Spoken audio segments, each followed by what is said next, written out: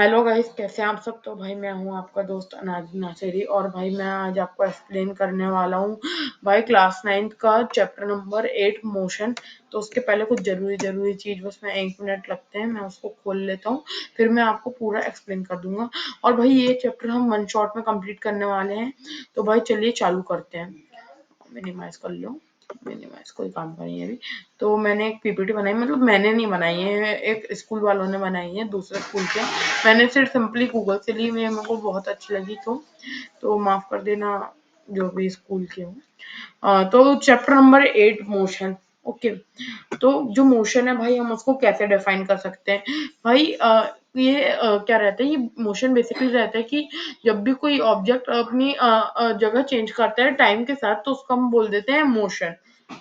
अब reference point को हम ओरिजिन भी बोल सकते हैं। मान लीजिए कि एक मिनट था, ये यहाँ पर हम आए, यहाँ पर ये एक ऐसा है, ये मान लीजिए रेफरेंस पॉइंट है ना। तो भाई मैं यहाँ से यहाँ तक गया, यहाँ से यहाँ तक का मोशन किया।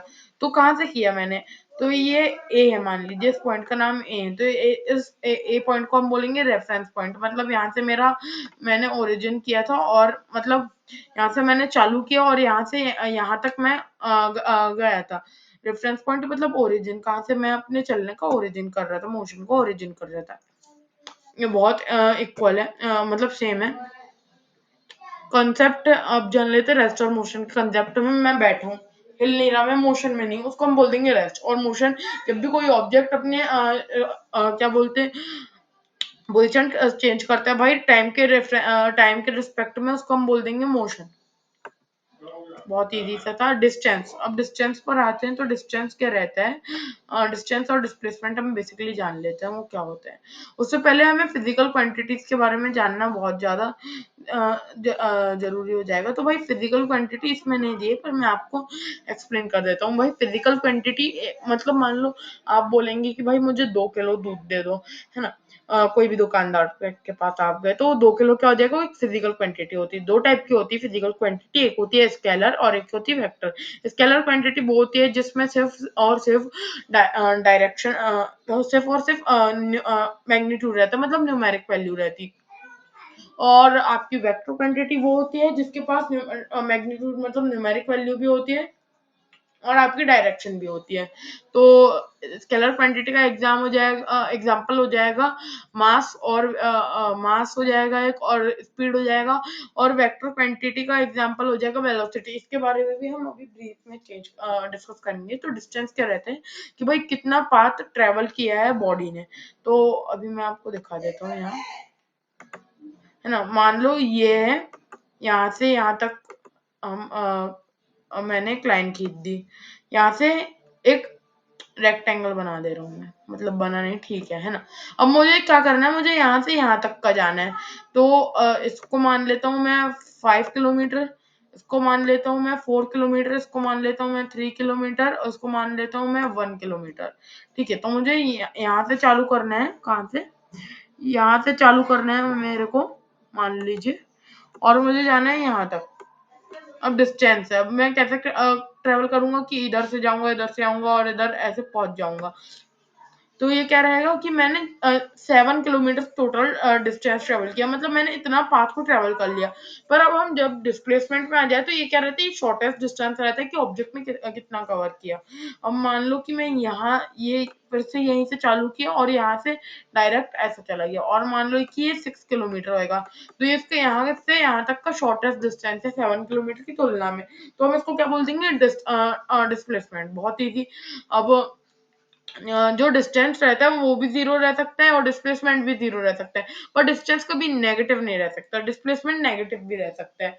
अब वो नेगेटिव कैसे रह सकता है, उसको भी हम एक छोटी सी ड्राइंग के साथ जान लेंगे।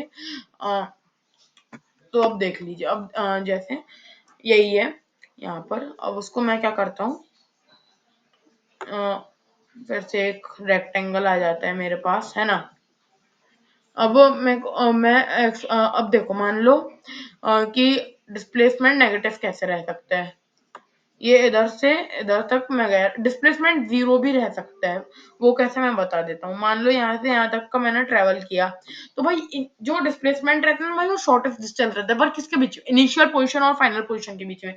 मैं यहाँ तक गया और यहाँ से यहाँ तक वापस आ गया, कोई मतलब नहीं होता इसका, मतलब जीरो डिस्प्लेसमेंट हो जाएगी मेरी। अब मैं जब बात करूं कि डिस्प्लेसमेंट नहीं, अब मैं बात करूं कि ये नेगेटिव कैसे रह सकता है। मान लो ये इधर और शहर वहर रखा है ना, तो अब मैं इसके पीछे भी ट्रेवल करने लगा, तो ये 6 किलोमीटर पर मैंने और ट्रेवल किया तो ये 8 किलोमीटर हो गया, तो भाई -2 किलोमीटर रहेगा मेरा डिस्प्लेसमेंट। तो भाई इससे ये प्रूव कर सकते हैं हम कि ये नेगेटिव भी रह सकता है। ठीक है, अब हम आ जाते हैं हमारी वापस स्लाइड में, और हम अब डिस्कस करेंगे नेक्स्ट टॉपिक को, concept of rate and change in motion. भाई rate of change in motion, अगर स्पीड की डेफिनेशन है तो आप ये ले सकते हैं, the rate of change in, मतलब ये basically rate of change in motion जो रहता है वो स्पीड स्पीड रहती है। तो वैसे स्पीड का फॉर्मूला होता है डिस्टेंस अपॉन टाइम। और भाई अब मान लो इसका एक छोटा सा न्यूमेरिकल सॉल्व कर लेते हैं। वापस आ गया मैं पेंट में। तो भाई अब मान लो कि हमें क्वेश्चन दिया है कि भाई एक ऑब्जेक्ट जो रहता है भाई वो 4 किलोमीटर ट्रेवल करता है भाई 2 घंटे में। तो हम इसको कैसे करेंगे, जो डिस्टेंस लिख देंगे, पहले स्पीड का फॉर्मूला लिख देंगे, डिस्टेंस अपॉन टाइम। तो भाई डिस्टेंस है 4 किलोमीटर और टाइम है 2 आवर्स, इसको कैंसिल करेंगे तो स्पीड हमारी क्या आ जाएगी, 2 ही आ जाएगी भाई, क्योंकि मतलब ये एक घंटे में 2 किलोमीटर ट्रेवल करता है भाई, बहुत इजी। चलिए इसको आप rate of change in motion से भी डिफाइन कर सकते हैं, मैंने आपको ये बता दिया है। Uniform and non uniform motion, तो भाई यूनिफॉर्म मोशन क्या होता है भाई, मतलब ये रियल लाइफ में बिल्कुल भी पॉसिबल नहीं होता है। ठीक है, ये बात हमें याद रखनी पड़ेगी। अब देख लो, जैसे कि मान लो अब यूनिफॉर्म मोशन ये होता है कि मैं इधर से चालू कर, ये एक रेफरेंस पॉइंट हो गया और ये दूसरे पॉइंट हो गया, तो अब इधर से मैं इधर तक जाता हूँ। ठीक है, तो एक मिनट, अच्छा इधर से मैं इधर तक गया बराबर। तो भाई मैं क्या समझा रहा था, मजाक था, यूनिफॉर्म मोशन में जा रहा था। तो भाई अब इधर से इधर तक और इधर से इधर तक, मान लो, पहले रुक जाओ 1 मिनट। तो भाई यूनिफॉर्म मोशन क्या होता है कि भाई जब आप इक्वल डिस्टेंस ट्रेवल करो और भाई वो भी इक्वल टाइम में। ठीक है भाई, मतलब मैंने 2 किलोमीटर का डिस्टेंस ट्रेवल किया, तो भाई 1 घंटे में, तो अगले 1 घंटे में मैं कितने किलोमीटर का डिस्टेंस ट्रेवल करूंगा, 2। और फिर अगले 1 घंटे में मैं कितने किलोमीटर का डिस्टेंस ट्रेवल करूंगा, क्या बोलते हैं, 6। तो भाई मतलब मैं यूनिफॉर्म स्पीड में जा रहा हूँ ना। अब यहीं पर मैं नॉन यूनिफॉर्म मोशन की बात करूं, तो पहले मैंने 2 किलोमीटर ट्रेवल किया, फिर मैंने 6 किलोमीटर ट्रेवल किया, मतलब अनइक्वल डिस्टेंस में ट्रेवल कर रहा हूँ in equal interval of time. तो भाई बहुत इजी कॉन्सेप्ट, चलो आगे बढ़ जाओ।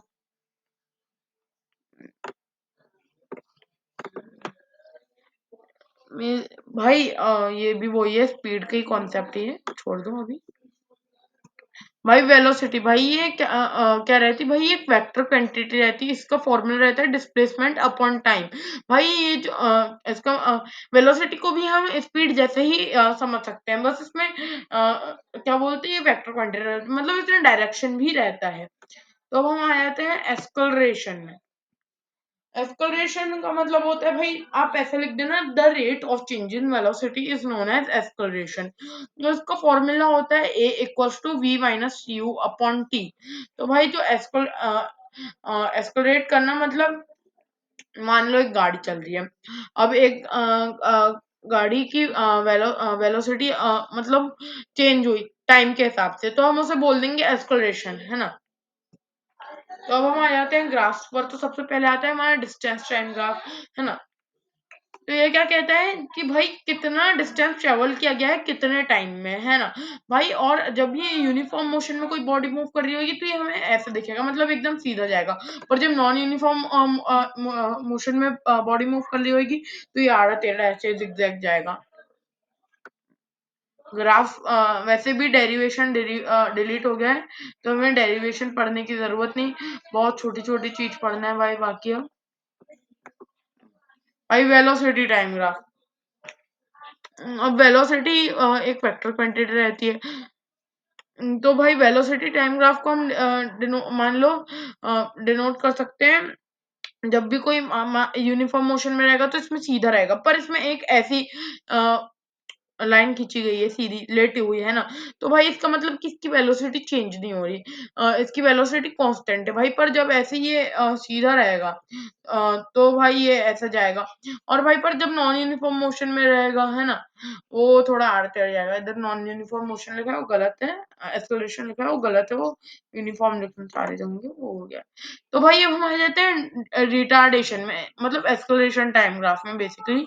तो भाई मतलब जब भी कोई एस्केलेट हो रही है ना भाई, पर अब उसका वो नेगेटिव चीज में हो रही है, मतलब एस्केलेशन नेगेटिव हो रहा है, तो भाई इसको हम क्या बोल देंगे कि जो रिटार्डेशन, या फिर हम इसको डिसेलरेट मोशन भी कह सकते हैं। ये थोड़ा बहुत ग्राफ वाफ है। तो भाई इक्वेशन ऑफ मोशन, भाई तीन इक्वेशन होती है मोशन की। तो भाई फर्स्ट वाला तो आपके सामने है ही, v equal to u plus a t. Second वाला है s equal to u t plus half a t का स्क्वायर। थर्ड वाला है v minus u square equal v square minus u square equal to two a s. तो भाई equation of motion का काम क्या रहता है? भाई इनका काम रहता है कि भाई कोई भी चीज स्पीड वगैरह को हम अच्छे से बता पाए, डिनोट कर पाए, स्पीड क्यों हो रही है, कैसे हो रही है, वो सब हम कर पाए। तो भाई हम हमारे चैप्टर के लास्ट टॉपिक में आते हैं, यूनिफॉर्म सर्कुलर मोशन। तो भाई जब भी कोई बॉडी सर्कुलर पाथ में मूव करती है, वो भी यूनिफॉर्म स्पीड से, हम उसको बोल देंगे यूनिफॉर्म सर्कुलर मोशन, है ना। जो सरकम फेरेंस रहती सर्कल का, उसका फॉर्मूला रहता है 2 पाई आर। तो भाई एक सर्कल, रुक जाओ, मान लो ये यहीं पर बना देता हूँ अभी मैं। मान लो कि एक सर्कल है, अच्छा नहीं ड्रॉ हुआ है मेरे से, और रुकिए मैं ट्राई करता हूँ कि इधर कहीं मिल जाए। हाँ, अब देखो ये है ना, ये एक सर्कल है मानो, है ना। तो भाई मान लो मैं इधर से चालू करने जा रहा हूँ और भाई मैं यूनिफॉर्म मोशन में मूव कर रहा हूँ, तो भाई ये हो जाएगा सर्कुलर सर्कुलर यूनिफॉर्म मोशन, है ना। पर भाई यहाँ पर तुम एक चीज दे सकते हो भाई, जब मैं मूव कर रहा हूँ तो भाई हर समय मेरी स्पीड चेंज हो रही, मतलब डायरेक्शन पोजिशन चेंज हो रही, मतलब हर समय मैं ऐसा टिल्ट विल्ट टेढ़ा वेढ़ा हो रहा हूँ। तो भाई इससे क्या पता चलता है कि भाई हमेशा मेरी डायरेक्शन चेंज होगी भाई, जब भी मैं सर्कुलर पाथ में मूव करूंगा। तो भाई ये बहुत इजी सा है। तो भाई जो मोशन है बॉडी का, तो भाई और यूनिफॉर्म यूनिफॉर्म सर्कुलर मोशन, ये तुम फॉर्मूला याद कर लेना, बाकी बेकार है। एक्टिविटी है ये, तुम कर लेना। भाई जिस तरफ ऐसे मान लो तुम गोल गोल पत्थर घुमा रहे हो, अब उसको छोड़ दोगे तो वो उसी डायरेक्शन में जाएगा जिस डायरेक्शन में तुमने पत्थर छोड़। तो that's it for today guys. भाई ये चैप्टर जो था भाई बहुत इजी था, और भाई हमने बहुत जल्दी खत्म कर लिया ये चैप्टर को, मुझे लगा था थोड़ा टाइम लगेगा, क्योंकि भाई मोशन जो है ना भाई वो टफ चैप्टर, मतलब भाई कई लोग को भाई ग्राफ में प्रॉब्लम आती है। तो भाई आपको, अगर आपने मेरी वीडियो देखी तो भाई आपको इसके बाद एनसीईआरटी बिल्कुल रीड कर लेना है। वीडियो करने के बाद आप एनसीईआरटी रीड कर लेना, उसके क्वेश्चन सॉल्व कर लेना। और इसका मैं एमसीक्यूज भी लाऊंगा संडे को, अगले संडे को। तो आज के लिए बस इतना ही, आज का हमने फिजिक्स का एक चैप्टर कंप्लीट कर लिया। चलिए बाय गाइस, मुझे खाना खाने जाना है।